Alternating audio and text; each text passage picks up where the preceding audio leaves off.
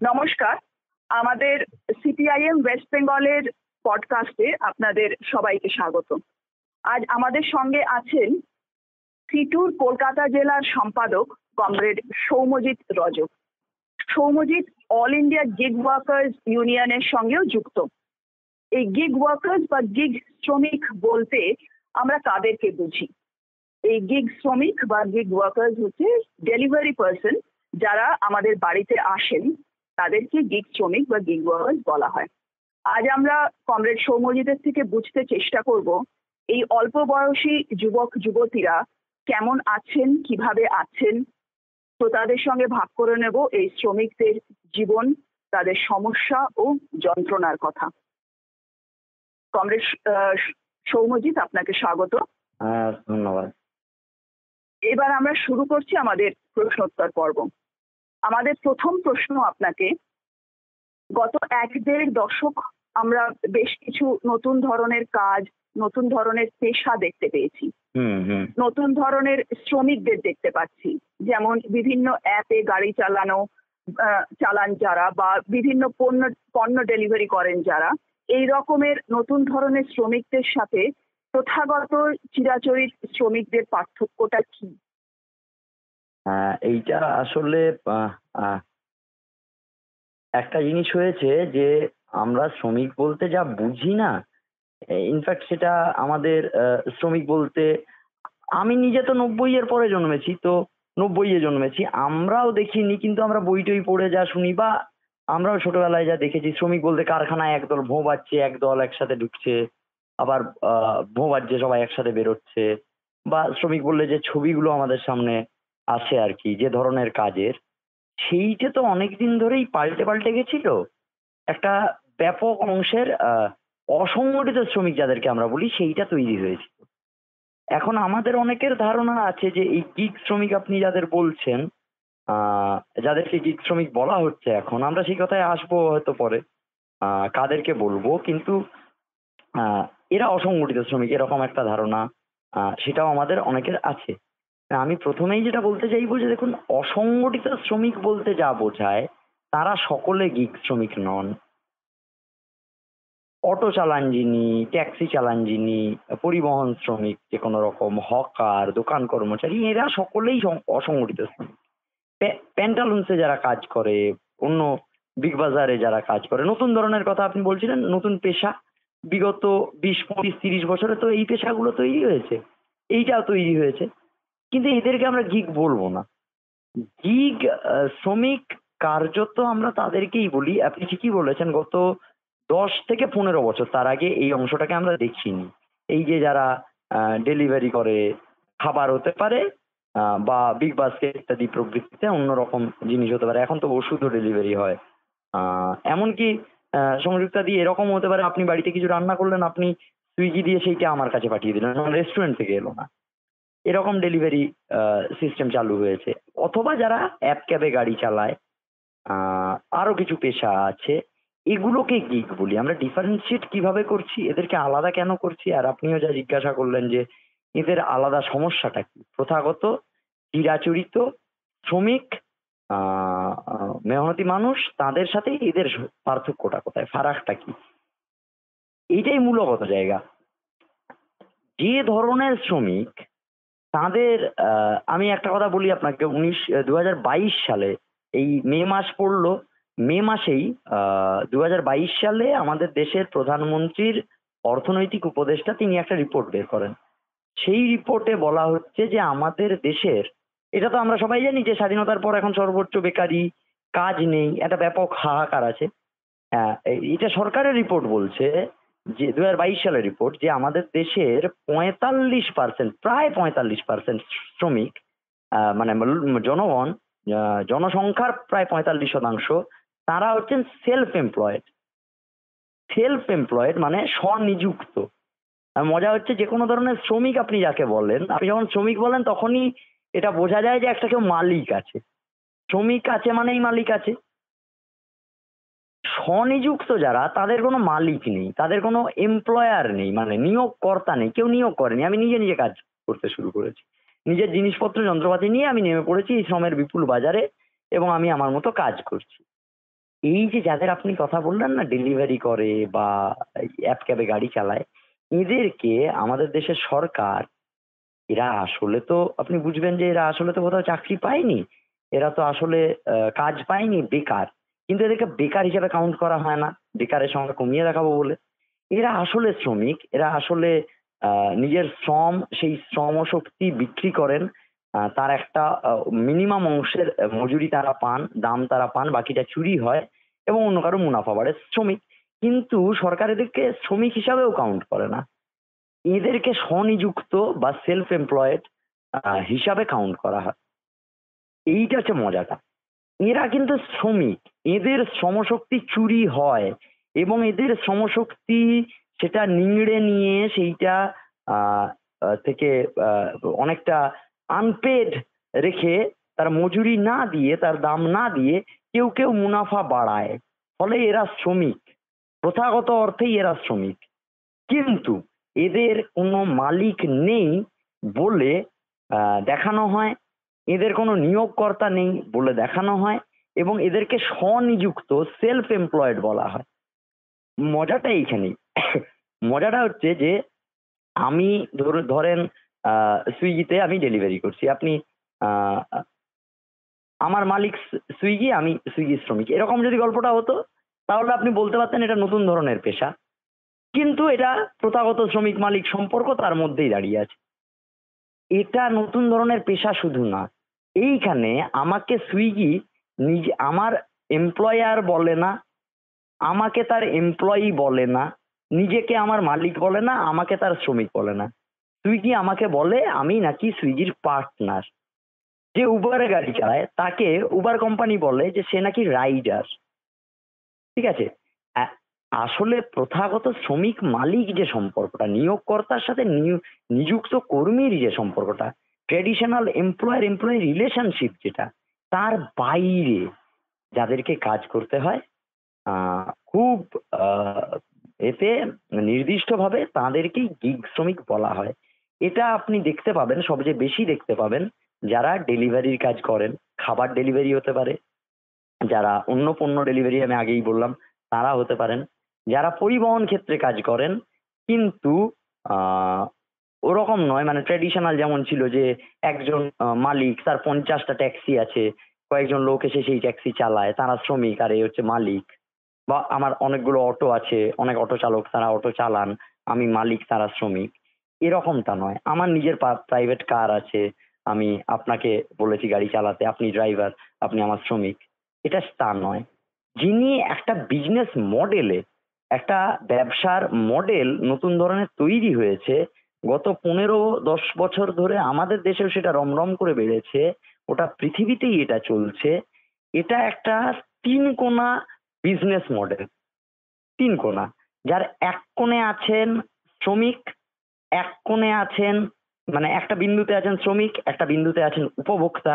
আপনি সংযুক্তাদি বাড়িতে আ বা বে বে রয়্যালের বিরিয়ানি অর্ডার করেছেন। আপনি একটা বিন্দুতে আছেন। আমি গাড়ি চালিয়ে খাবারটা ডেলিভারি করছি, আমি একটা বিন্দুতে আছি। আরেকটা বিন্দুতে আছেন সুইগি কোম্পানি। এই ৩ কোণা মডেল। এই মডেলে আসলে আপনি তো উপভোক্তা। আপনি যা জিনিস কিনছেন, যে খাবারটা কিনছেন এবং যে পরিষেবাটা নিচ্ছেন তার দাম আপনি মূল্য চুকিয়ে দিচ্ছেন। মিটে গেল, আপনার পয়েন্টটা হয়ে গেল। ২য় যে বিন্দুতে আমি আছি, আমি কার্যত ওখানে যা শ্রম আমি নিয়োগ করছি, যে শ্রমশক্তি, তার কিছুটার পাচ্ছি কমিশন আকারে, আর কিছুটা আপনি পাচ্ছেন। দেখানো হচ্ছে এমনভাবে যেন সুইগি আর আমি, এই ২ টি বিন্দু, আমরা আসলে একই বিজনেসের পার্টনার। তাই যদি হবে, তাহলে যখন এদের ব্যাপক পরিমাণ মুনাফা হয়, লাভ হয়, তার শেয়ার পার্টনারশিপের নিয়ম অনুযায়ী আমার পাওয়ার কথা। লোকসান হলে তার সেই লোকসানেরও ভাগ দুপক্ষের হওয়ার কথা। লোকসানের ভাগ দুপক্ষই পায়। কিন্তু মুনাফার ভাগ কখনোই দুপক্ষ পায় না। আসলে পার্টনার বলে যেটা করা হয়, এটা মানে খুব স্পষ্ট ভাষায়, বাংলা ভাষায় বললে এটাকে ফেরেববাজি বলে। আমাকে পার্টনার বলে আসলে যা করা হয়, কার্যত পার্টনার, কিন্তু মুনাফার পার্টনার না বাবা তুমি।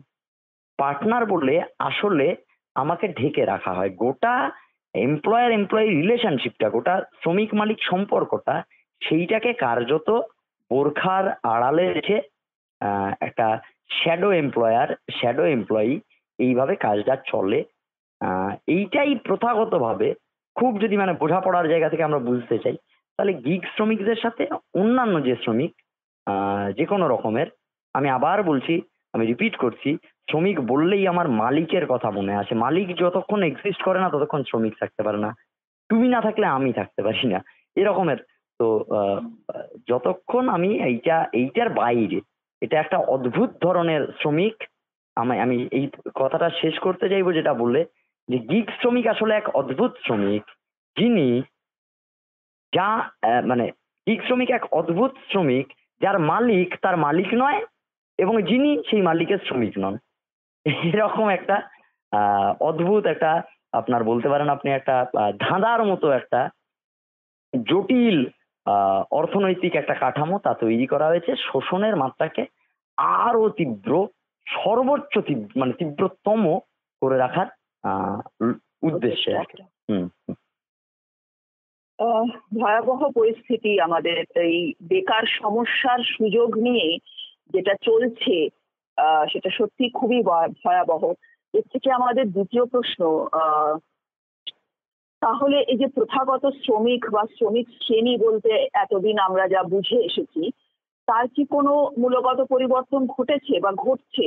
শোষণ কি একই রকম আছে, নাকি এই নতুন পেশার কর্মীরা কিছু বাড়তি স্বাধীনতা পাচ্ছেন? হ্যাঁ, এইটা খুব ইন্টারেস্টিং কথা, কারণ এই এই আপনি এটা তো বুঝবেন, এটা আমরা সবাই জানি যে এটা তো আসলে একটা পুঁজিবাদের একটা বিশেষ স্তরে এটা শুরু হয়েছে। যে স্তরে আমরা দেখছি যে মানে সে খুব বইয়ের ভাষায়, কেতাবি ভাষায় বললে বিশ্বায়ন, নয়া উদারনীতি, সাম্রাজ্যবাদী বিশ্বায়ন ইত্যাদি প্রভৃতি যা বলা হয়, মোদ্দা কথা যে খোলা বাজার অর্থনীতি, যেখানে দাঁড়িয়ে পুঁজিবাদ বা পুঁজির মালিক, সোজা কথায় পুঁজির মালিক সে অনেক বেশি আগ্রাসী। সে তার মুনাফাকে ম্যাক্সিমাইজ করার জন্য, সর্বোচ্চ করার জন্য আপনাকে সর্বোচ্চ পরিমাণে নিংড়ে নেয়। এই গরমকাল, এখন ওই আখের রস বিক্রি করেন যারা, তারা যেমন করে আখকে ছিবড়ে করে যান, দুবার তিনবার, আবার ফোল্ড করে আবার ঢোকান, আবার ঘোরা থাকেন করে ছিবড়ে করে ফেলে দেন। ওরকম ছিবড়ে করে নেওয়ার একটা যতটা ছিবড়ে করে নেওয়া যায় তার প্রয়াস। এই ব্যবস্থার মধ্যে যখন এই ব্যবস্থাটা চালু হলো, আমি একটু অন্য একটা কথা বলি, যখন এই এই খোলা বাজার অর্থনীতি আমাদের গোটা পৃথিবীতে এবং আমাদের দেশে হলো, তখন একটা শব্দ খুব একটা পপুলার হয়েছিল এইটাকে মানে আমি বলছি আপনাকে ফিলোসফিক্যালি এই ব্যবস্থাকে দাঁড় করানোর জন্য, সেটা হচ্ছে ফ্রিডম, আজাদি, স্বাধীনতা। বলা হলো যে এমন একটা বাজার, খোলা বাজার, কারোর কোনো নিয়ন্ত্রণ নেই, সবার স্বাধীনতা আছে। তুমি শপিং মলে যাও, তুমি শপিং মলে গিয়ে সব জিনিস ধরে ধরে সাজানো আছে, তুমি যা দেখবে, তুমি যা চাও তাই কিনে নিতে পারো। এক ব্যাপক বিপুল অসীম এক স্বাধীনতা দিয়ে দেওয়া হলো। পরে তো ফেসবুকে সেই স্বাধীনতা আরো বহুগুণ বাড়িয়ে দিল। মোদ্দা কথাটা হচ্ছে, যখন এই ধরনের কাজ শুরু হলো, এটা তো আসলে এক ধরনের রঙিন চকচকে স্বপ্ন দেখিয়ে, এই যে আমি আপনাকে বলছি, গত 4 দিন আগে বিশ্বনাথ বলে একটি ছেলে, সে র্যাপিডোতে গাড়ি চালায়, সে আমাদের কলকাতা শহরে, হ্যাঁ, এই সাদার্ন এভিনিউর কাছে একটা ভয়াবহ অ্যাক্সিডেন্ট হয় তার, এবং তার বুকের পাঁজরের সবকটা হাড় ভেঙে গেছে এই ছেলেটির। এই ছেলেটি যখন কাজে এসছিল, তো দুটো কারণে এসছিল। মানে আমি এর কথা বলছি, মানে শুধু না, এরকমের যারা আছেন, আপনি যে কোনো কারোর সাথে কথা বললেই দেখবেন, এক এসছিলেন কোথাও কাজ নেই, কাজের ব্যাপক হাহাকার। তো এই যে এত বেকারি, তো লোকে না খেয়ে তো মরবে না, কিছু একটা করতে হবে। একটা বাইক আছে, একটা বাইক ধার করে কিনেছে, করে ঢুকে গেছে। বাইক নেই, সাইকেল পেয়েছে, সাইকেল নিয়ে এই খোলা আপনার এই বাজারে এসে দাঁড়িয়ে পড়েছে যে আমার বাইকেও ভাড়া নাও, আমার বাইকেও খাটাও, আমার বাইকেও কিনে নাও। বাধ্য হয়ে, কার্যত খেটে খাওয়া মানুষ আমরা বলতাম তো সংযুক্তাদি, এটা হচ্ছে খুঁটে খাওয়া মানুষ তৈরি করেছে। আজকে এই কাজ করছে, কালকে ওই কাজ করছে, পরশু এই কাজ করছে। যে আমি যে কথা বলছিলাম, যে ছেলেমেয়েরা এক ওই বাধ্যবাধকতা থেকে এসছে, দুই তারা যখন এসেছে এই জেনারেশনের ছেলেমেয়েরা, এটা বুঝবেন যে এটা আপনি শুরুতেই বলেছেন যে এই যে কম বয়সী ছেলেমেয়েরা, এই জেনারেশনটাও, আমাদের জেনারেশনটাও তো আসলে এই সংস্কার বা বিশ্বায়ন আপনি যাই বলেন তার পরবর্তী প্রথম প্রজন্ম আমরা। তা আমাদেরকে একটা স্বাধীনতার অলীক স্বপ্ন দেখিয়ে, যে দেখো তুমি যদি কোনো সরকারি অফিসে বা বেসরকারি অফিসে কাজ করো, 10টা 5টা ডিউটি করতে হবে, রোজ গিয়ে অ্যাটেন্ডেন্স দিতে হবে, এই তোমার বাধ্যবাধকতা, তুমি তো চাকর হয়ে যাবে চাকরি করলে। তার থেকে বরং খোলা বাজারে এসো, এই ভাই আমরা বিজনেসের একটা মডেল ফেলেছি, you come and be our partner, আমাদের পার্টনার হয়ে যাও তুমি, এবং হচ্ছে চলো কাজ করি। যখন তোমার ইচ্ছে হবে লগ ইন করবে, তোমার ইচ্ছে না হলে তুমি লগ ইন করবে না, তোমার অন্য কোনো কাজ করতে ইচ্ছে করবে তুমি সেই কাজ করবে, কেউ তোমার মাথায় বন্দুক ঠেকায়নি যে তোমার কাজ করতেই হবে। এখন আমি আপনি আমায় বললেন যে তোমার ইচ্ছে হলে তুমি কাজ করবে, মানে আপনি যারা কারখানার শ্রমিককে বলতে পারেন না যে তোমার যেদিন ইচ্ছে হবে এসে কাজ করবে, তোমার ইচ্ছে না হলে তুমি কারখানায়, ওখানে বাধ্যবাধকতা আছে। আপনি আমাকে বলতে পারেন যে তোমার যখন ইচ্ছে হবে কাজ করবে, যখন ইচ্ছে হবে না কাজ করবে না। তুমি আমাদের যা রেট আছে সেই রেট চার্টে তোমার পোষালে কাজ করবে, না পোষালে কাজ করবে না। এটা একটা ফ্রিডম, একটা বাড়তি স্বাধীনতা আমায় দেওয়া হচ্ছে, কথা ঠিক। কিন্তু যদি প্রথম যে শর্তটির কথা আমি আপনাকে বললাম যে বাজারে আর কোনো কাজ নেই, বাড়িতে মায়ের 3 বেলা ইনসুলিন চলে, বাড়িতে ছেলের স্কুলের ফিস দিতে পারছি না, বাড়িতে ভাত চড়ছে না, আমার কোনো কাজ নেই, দেনার দায়ে ডুবে গেছি আমি।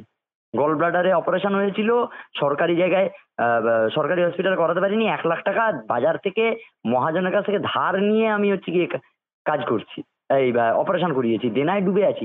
আমাকে আপনি যদি বলেন কাজ না করার স্বাধীনতা, আদৌ বলুন তো, মানে এটা কি স্বাধীনতা?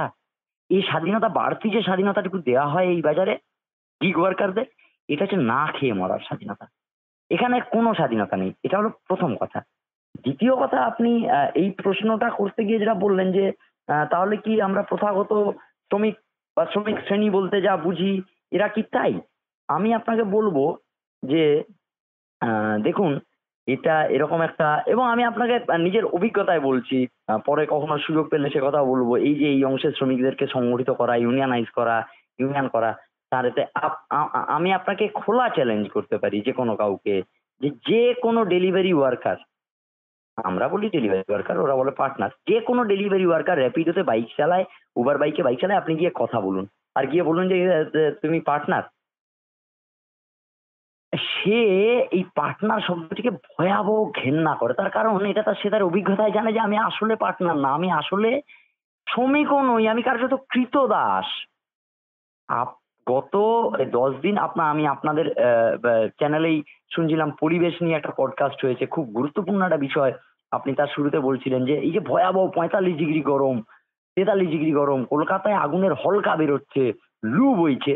এর মধ্যে সুইগি এটা নতুন ওরা পে যা আউট ঘোষণা করেছে, তাতে বলছে দুপুর ১২টা থেকে বিকেল ৪টে। আপনি ভাবতে পারেন এই গরমে, এই রোদে, এই আগুনের হলকার মধ্যে দুপুর ১২টা থেকে বিকেল ৪টে, ৪ ঘন্টার মধ্যে আপনাকে ৩ ঘন্টা ৪৫ মিনিট লগ ইন করে থাকতে হবে। লগ ইন করে থাকতে হবে মানে, কিন্তু লগ ইন করে ঘরে বসে থাকলে হবে না। দিনে ১টার বেশি অর্ডার আপনি কিন্তু ক্যানসেল করতে পারবেন না, তাহলে আইডি ব্লক হয়ে যাবে। অর্থাৎ আপনাকে এই গরমের মধ্যে, এই রোদের মধ্যে কাজ করতে বাধ্য করা হচ্ছে। এইটা তো কৃতদাস, তার বেশি তো কিছু না, মানে তার কমও কিছু না। আমরা যেটা বলতে চাইছি খুব পরিষ্কার কথা, এই ধরনের শ্রমিকদের সাথে প্রথাগত শ্রমিক, তার সাথে এর মিল আছে না পার্থক্য আছে, দুটো পয়েন্ট আছে পরিষ্কার। এক, শ্রমিক হচ্ছে সে যে তার মেহনত, তার গতর, তার ঘাম, তার পুরো দাম পায় না, তার দাম কিছুটা চুরি করে অন্য কারোর মুনাফা বাড়ে। সুকান্ত লিখেছিলেন, তুমি তো প্রহর গোনো, ওরা মুদ্রা গোনে কোটি কোটি। আপনি না খেয়ে, অভাবে, দারিদ্র্যে, মায়ের সুগারের ওষুধ না কিনতে পেরে আপনি রাতে ঘুম হয় না, প্রহর গোনেন, ওরা মুদ্রা গোনে কোটি কোটি। এই আপনার প্রহরগুলোকে চুরি করে যারা মুদ্রা তা সাজায়, তারা শ্রমিক। ফলত এরা শ্রমিক, এরা শুধু শ্রমিক না, প্রথাগত অর্থে এরা আজকের তারিখে দাঁড়িয়ে শ্রমিক শ্রেণীর সবচেয়ে প্রিক্যারিয়াস, সবচেয়ে ঝুঁকিপূর্ণ, সবচেয়ে ভালনারেবল, সবচেয়ে অরক্ষিত অংশ। এক। দুই, প্রথাগত শ্রমিকের সাথে, বা খুব খানিকটা থিওরিটিক্যালিও যদি বোঝাপড়া ক্লিয়ার করতে চাই, প্রথাগত পুঁজিবাদের সাথে একটা পার্থক্য এর আছে। এই পার্থক্যটা হচ্ছে এরকম যে আমরা এই ব্যবস্থা, পুঁজিবাদী ব্যবস্থা বলতে যা যা দেখেছি, যা জানি, যে আহ, সৌম্যজিৎ রজক সে একটা কারখানার মালিক, সংযুক্তাদি সেই কারখানায় শ্রমিক কাজ করেন। তা এই কারখানার জমি, এই কারখানার যন্ত্রপাতি, তার কাঁচামাল কার পয়সায় কেনা হয়? মালিক ইনভেস্ট করে। মালিক পুঁজি নিয়োগ করে, আপনি এসে সেখানে শ্রমশক্তি দেন, উৎপাদন হয়। এই তো প্রথাগত পুঁজিবাদ, এই তো প্রথাগত শ্রমিক। খেয়াল করে দেখবেন, আপনি যখন বাড়িতে রয়্যালের বা দাদা বৌদির বিরিয়ানি অর্ডার করেন, যে বিরিয়ানিটা আপনার বাড়িতে পৌঁছে দেওয়া হয়, এই বিরিয়ানিটা যে আপনার বাড়িতে পৌঁছে দেওয়া হলো, তৈরি হলো এবং আপনার বাড়িতে পৌঁছে দেওয়া হলো, এই গোটা প্রক্রিয়ায় সুইগির ইনভেস্টমেন্ট কত? ওই বিরিয়ানির চাল ও কেনেনি, ওই বিরিয়ানি যে গ্যাসে হয়েছে তা ওর তৈরি নয়, মানে তার খরচ ওর নয়। ওই বিরিয়ানি বয়ে আনতে যে বাইকটা লেগেছে, সে বাইকটা ওর ইনভেস্টমেন্টে নয়, বাইকের তেল ওর, মোবিল ওর ইনভেস্টমেন্টে নয়, এমনকি অর্ডার ঢুকেছে যে মোবাইলে, ওই মোবাইলটাও ও কেনেনি। কার্যত জিরো ইনভেস্টমেন্ট। ওই একটা সেট আপ করতে হয়েছে ওকে, একটা সফটওয়্যার, একটা গোটা অন্তর্জাল তা বিছতে হয়েছে, তার যেটুকু যা ইনভেস্টমেন্ট, তা ব্যতি রেখে ওকে ওই নির্দিষ্ট কাজটির জন্য, পূরণের ওই নির্দিষ্ট অর্ডারটির জন্য, ওই অর্ডারটি সম্পন্ন করার জন্য ওর ১ পয়সা ইনভেস্টমেন্ট নেই। উবার মালিকের ১ পয়সা ইনভেস্টমেন্ট নেই। মানে কতটা বেপরোয়া এবং কতটা মানে মুনাফাকে ম্যাক্সিমাইজ করার জন্য আমরা এতদিন জানতাম শ্রমিককে শোষণ করা হয়। এখানে শ্রমিককে তো শোষণ করাই হচ্ছে। ওর নিজের যে দায় দায়িত্ব, নিজের যে পুঁজি খাটানোর জায়গা, সেটাও শ্রমিকের ঘাড়ে চাপিয়ে দেওয়া হয়েছে। একজন, আমি আপনাকে প্রশ্নের শেষ কথা বলি, একজন, দেখুন বলা হয় কি, যে আমি যে শুরুতেই বললাম একে শ্রমিক বলা হয় না। একইভাবে এ যে টাকাটা পায় সেটাকে মজুরি বলা হয় না, ওয়েজ বলা হয় না, বলা হয় কমিশন, বলা হয় কমিশন। কথাটা হচ্ছে যে আচ্ছা, আমি তোমাকে কাজ করতে দিয়েছি, তুমি উবারে গাড়ি চালাচ্ছ, তোমাকে আমি কমিশন দিচ্ছি। কি সুন্দর কথা। আসলে বাস্তবটা কি? আসলে বাস্তব, গাড়ি আমার, গাড়ির তেল আমার, মেনটেনেন্স আমার, ইএমআই আমি দিই, মোবাইল ফোনটা আমার, মোবাইল ফোনের রিচার্জ আমি করি, লোককে মানে গতর খাটিয়ে ঘাম ঝরিয়ে একজনকে এক জায়গা থেকে আরেক জায়গায় নিয়ে যাই, আমি সবটা আমি করি। তুমি মাঝখান থেকে 30% কমিশন কেটে নিয়ে চলে যাও। তুমি যেটা নাও 30%, ওইটা কমিশন। আসলে আমার প্রাপ্য, এই প্রাপ্য মানে একদম আমি যা ইনভেস্ট করেছি এবং আমি যে শ্রমশক্তি ইনভেস্ট করেছি তার পুরোটার থেকে 30% ফোকটে তুমি মেরে দিয়ে চলে যাচ্ছ। ফোকটে একদম মানে এইটা হচ্ছে খুব বড় একটা জায়গা, যেটা না বুঝতে পারলে আমরা আজকের পুঁজিবাদকেও বুঝতে পারবো না, আজকের শ্রমিক শ্রেণীকেও বুঝতে পারবো না, গিগ শ্রমিক তাদেরকে তো বুঝতে আহ পারবোই না।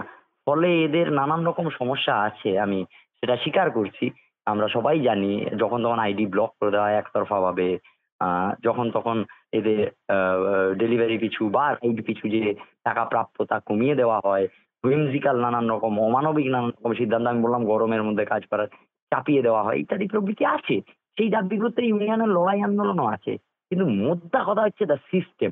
তো ওই তার ডিফল্ট সেই সিস্টেমের মধ্যে, সেই সিস্টেমটাই এমন করে বানানো যেখানে বাঁচার কোনো রাস্তা নেই এই গোটা মডেলটা।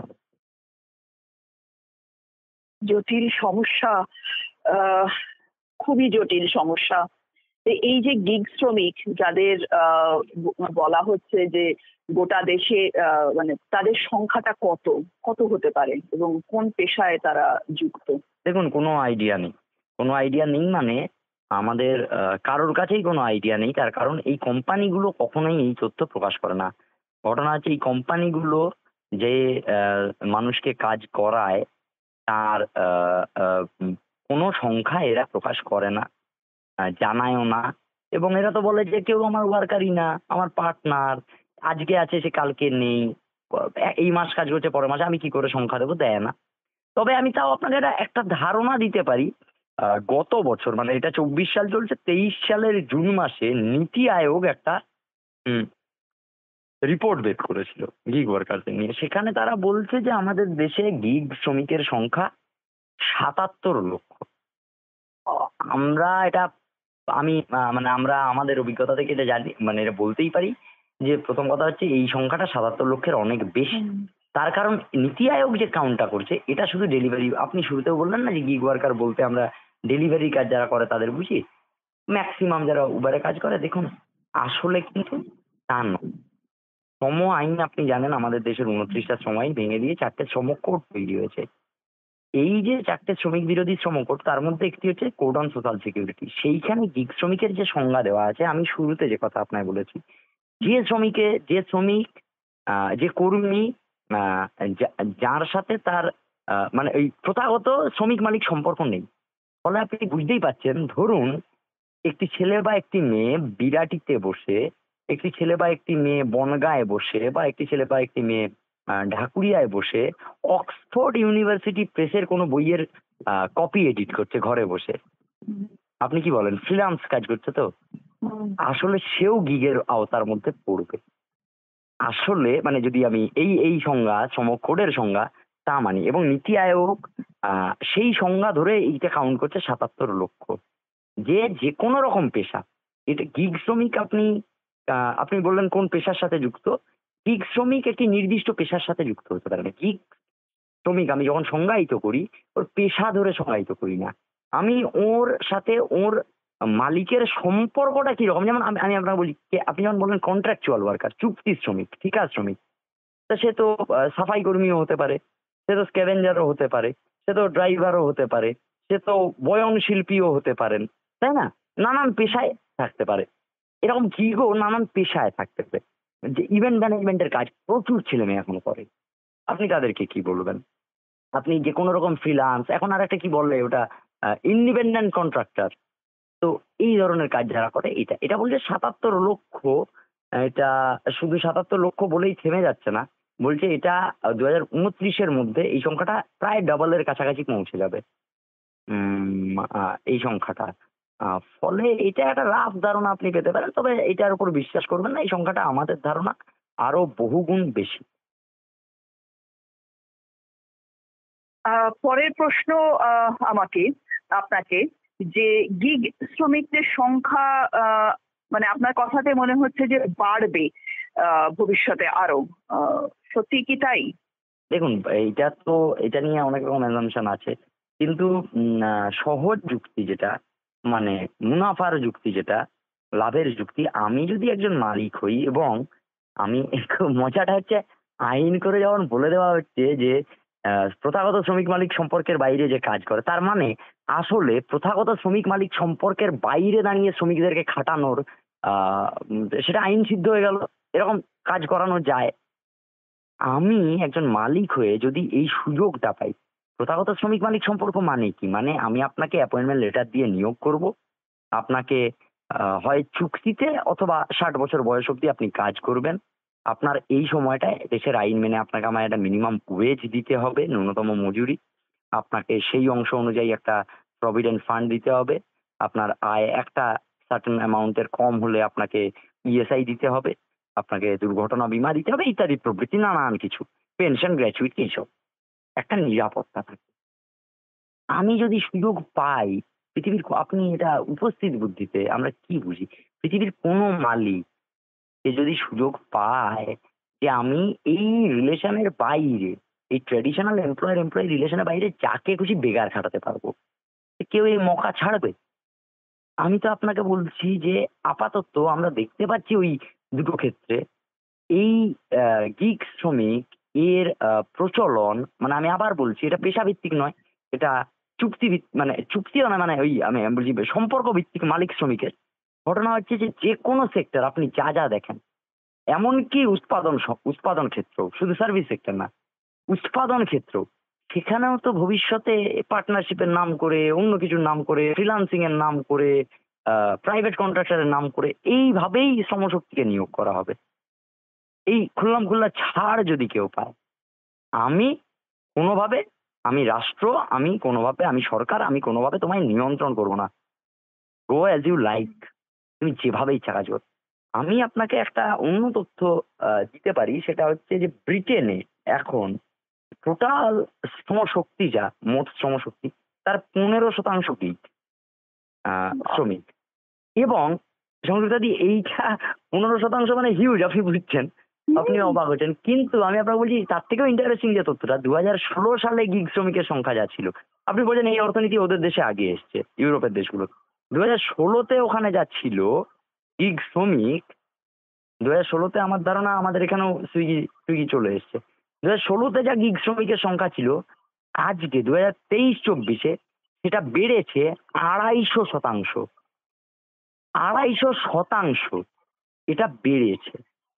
ফলে যেদিকে যাচ্ছে গোটা পরিস্থিতি তাতে ইমিডিয়েট যদি না আমাদের দেশে এবং গোটা পৃথিবীতেই এই কর্পোরেট হাউসগুলো বড় বড় মালিক, পুঁজির মালিক, একচেটিয়া পুঁজির মালিক, তাদের একভাবে অন্তত, আমি গোটা পুঁজির শাসন যতক্ষণ না উৎখাত করা যাচ্ছে কোনো রেহাই নেই, মুক্তি নেই, এ কথা মেনেই বলছি যে সেটা তো পরের কথা, সেটাই করতে হবে আলটিমেট, তার আগে অব্দি বাঁচার কোনো রাস্তা নেই। কিন্তু যতক্ষণ অব্দি ন্যূনতম একটা নিয়ন্ত্রণ না তৈরি করেছে, একটা রেগুলেশন, একটা রেগুলেটরি একটা বডি বা অন্য কিছু, তার মধ্যে দিয়ে একটা লাগাম না পরানো যাচ্ছে এদেরকে, এই এই রাঘব বোয়ালদের, এই জায়ান্টদের যতক্ষণ না একটা লাগাম পরানো যাচ্ছে, আপনি ততক্ষণ এইকে কোনোভাবে কমাতে তো পারবেনই না।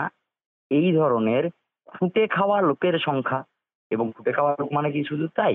খুঁটে খাওয়া মানে শুধু কি, আপনি দেখুন এটা ঘটনা, মানে এর জন্য কোনো তথ্যও লাগে না, আপনি খালি চোখে ঘুরলে দেখতে পাবেন।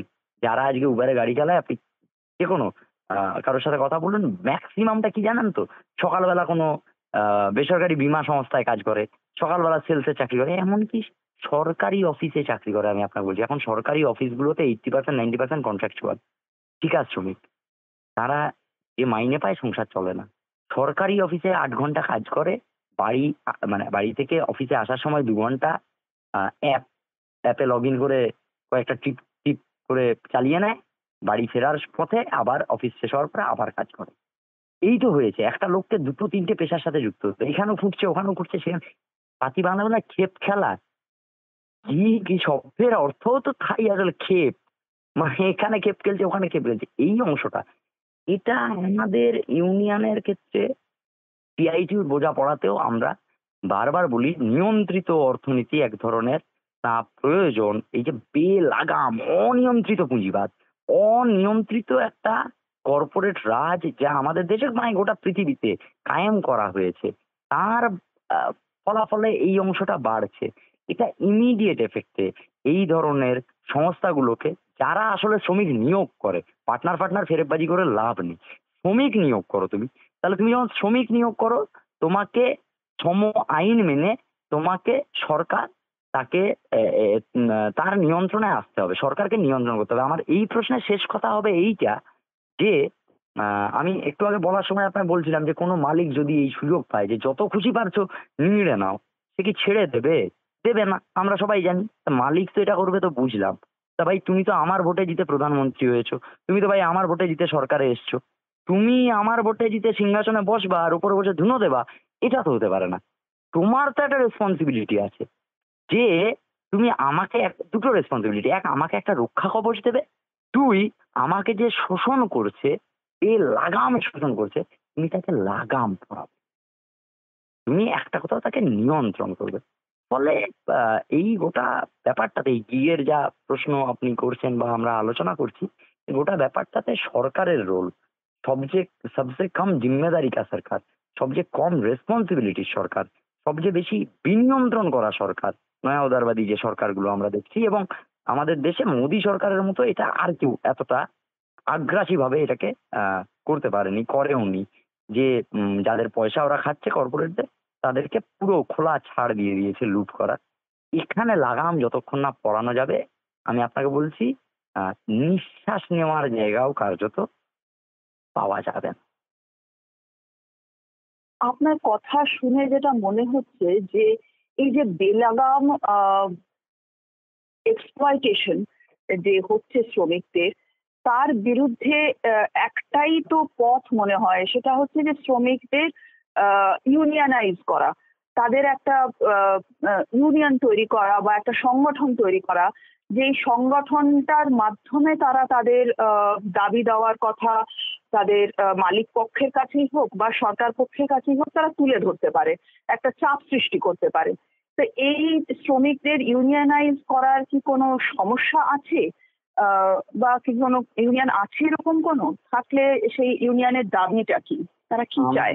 এই অংশের শ্রমিকদের, গিগ শ্রমিকদের সংজ্ঞায়িত করতে অনেকটা সময় লেগেছে।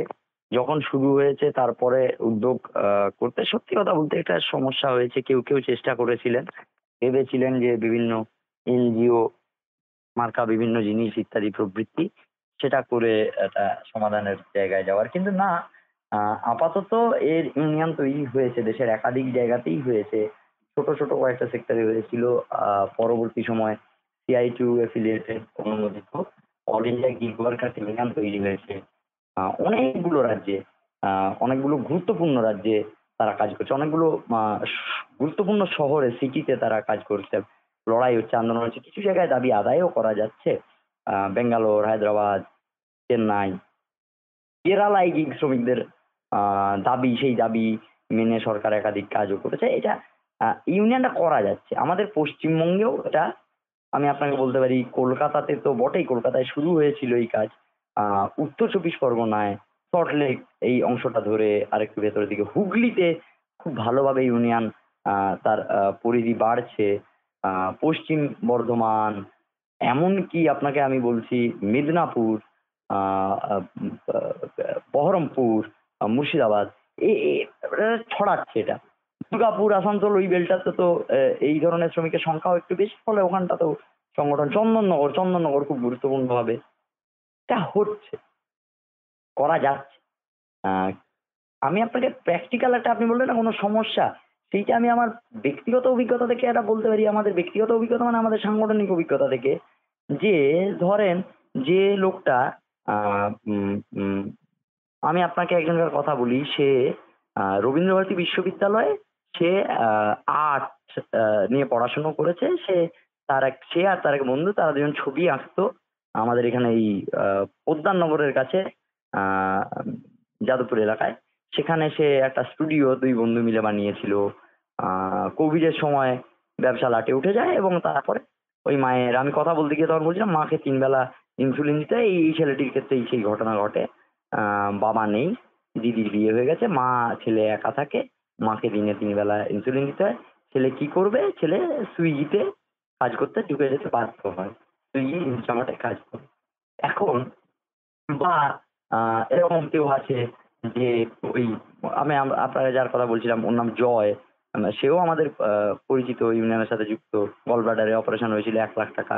তারপরে সে, আমি আপনাকে যে যে গল্পগুলো মানে ঘটনাগুলো বলেছি, একটাও বানানো গল্প না, এগুলো ফ্যাক্ট।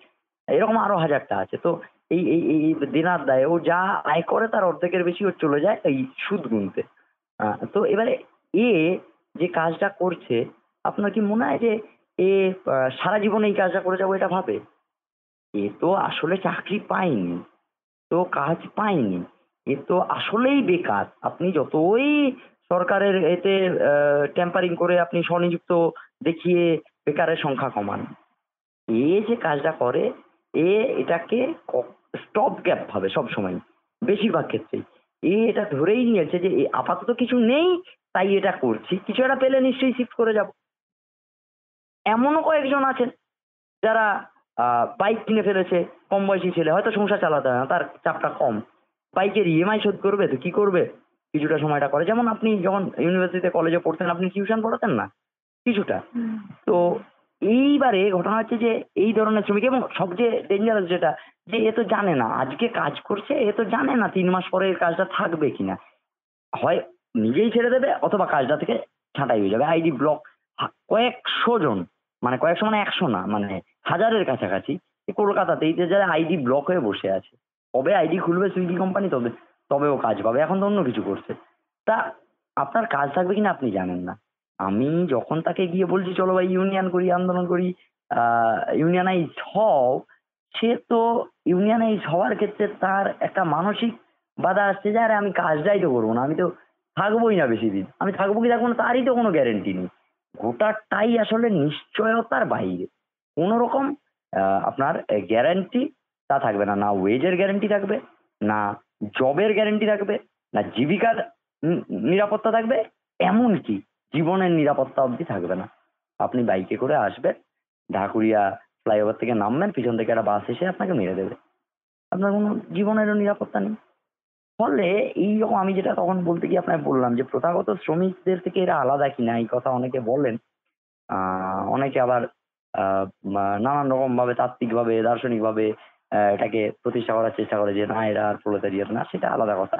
আমি আপনাকে বললাম যে চরিত্রগত ভাবেই এরা সর্বহারা শ্রমিক শ্রেণী প্রোলেতারিয়েট বলে আমরা যা বুঝি তাই। এদের ঘাম চুরি করেই লোকের মুনাফা বাড়ে, কিন্তু এরা হচ্ছে শ্রমিক শ্রেণীর সবচাইতে খাদের কিনারে দাঁড়ানো, সবচাইতে প্রিকারিয়াস, সবচাইতে ঝুঁকিপূর্ণ, সবচাইতে ভালনারেবল সেকশন। ঘটনা হচ্ছে এই ভালনারেবিলিটির কারণেই, এই অনিশ্চয়তার কারণেই এই অংশের শ্রমিকদেরকে ইউনিয়নাইজ করা, এইটা কিন্তু একটা বড় সমস্যার জায়গা। আমি বলছি না যে এটার ফলে হচ্ছে না, আমাদের নিজেদের অভিজ্ঞতা, all India gig workers union, কলকাতার অভিজ্ঞতা, অন্যান্য জেলাগুলোর অভিজ্ঞতা, আমাদের যে বিগত কয়েক বছরে আমাদের ইউনিয়ন, এই ইউনিয়নের পতাকা তুলে সংগঠিত হওয়ার প্রবণতা এটা বেড়েছে, প্রায় দ্বিগুণের বেশি বেড়েছে।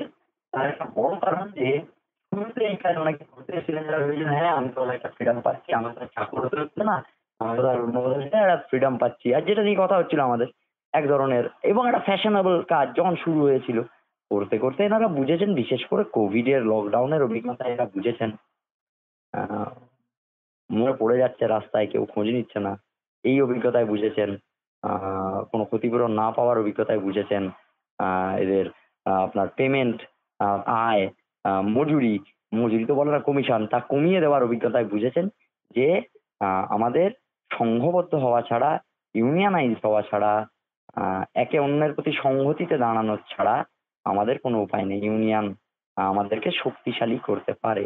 আর দ্বিতীয় কথা হচ্ছে, আমরা এই প্রশ্নে যেহেতু একাধিক ক্ষেত্রে নানান রকম আন্দোলন, লড়াই তা সংগঠিত করতে পেরেছি, দুদিক থেকে, একটা হচ্ছে কোম্পানির বিরুদ্ধে একাধিক আইডি ব্লক হয়েছে অনৈতিকভাবে, একতরফা ভাবে, তার বিরুদ্ধে লড়াই করে আমরা করতে পেরেছি, কিছু আইডি খোলাতে পেরেছি অতীতে এখানে ওখানে, কয়েকজনকার ওই আপনার দুর্ঘটনা, সেই বীমা, তার টাকা বের করতে পেরেছি, ওই হুইমজিক্যাল কোনো সিদ্ধান্ত দুপুরবেলা জোর করে করতে হবে, আমি বললাম 3 দিন আগের সিদ্ধান্ত, এটা already all India gig workers union তার ডেপুটেশন চিঠি, এর ফলে এবং একটা চাপ তৈরি হয়েছে, তার ফলে এটা অলরেডি উইথড্র করতে পারছে, সেরকম কিছু কিছু।